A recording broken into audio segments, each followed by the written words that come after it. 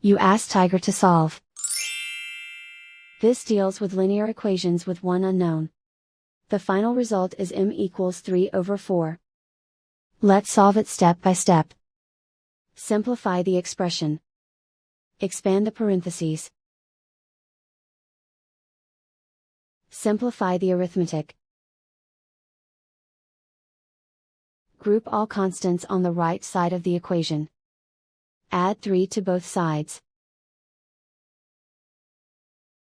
Simplify the arithmetic.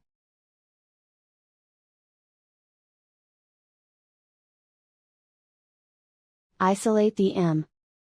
Divide both sides by 4. Simplify the fraction. And so the final result is m equals 3/4.